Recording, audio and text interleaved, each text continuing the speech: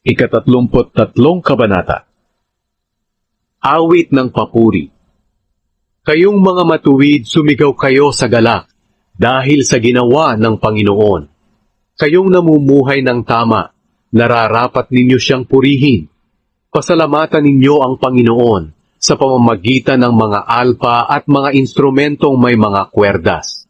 Awitan ninyo siya ng bagong awit, tugtugan ninyo siya ng buong husay, at sumigaw kayo sa tuwa. Ang salita ng Panginoon ay matuwid, at maaasahan ang kanyang mga gawa. Ninanais ng Panginoon ang katuwiran at katarungan. Makikita sa buong mundo ang kanyang pagmamahal. Sa pamamagitan ng salita ng Panginoon, ang langit ay nalikha. Sa kanyang hininga nagmula ang araw, buwan at mga bituin.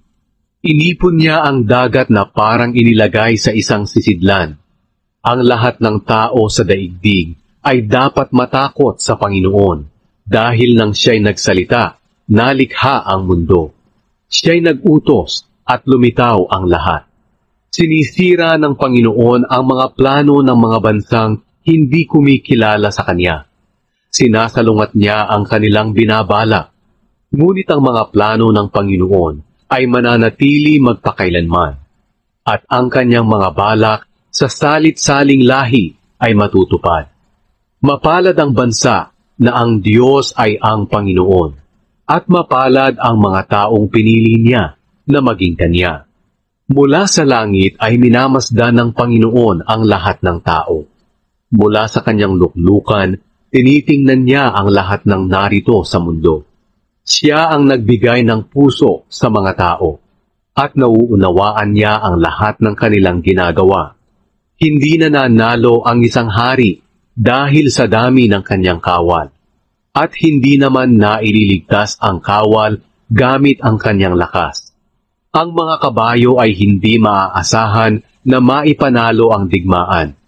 Hindi sila makapagliligtas sa kabila ng kanilang kalakasan. Ngunit binabantayan ng Panginoon ang mga may takot sa Kanya.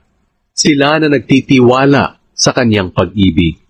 Sila'y inililigtas niya sa kamatayan, at sa panahon ng taggutom, sila'y Kanyang inaalalayan. Tayo'y naghihintay ng may pagtitiwala sa Panginoon. Siya ang tumutulong, at sa atin ay nagtatanggol. Nagagalak tayo, dahil tayo'y nagtitiwala sa kanyang banal na pangalan.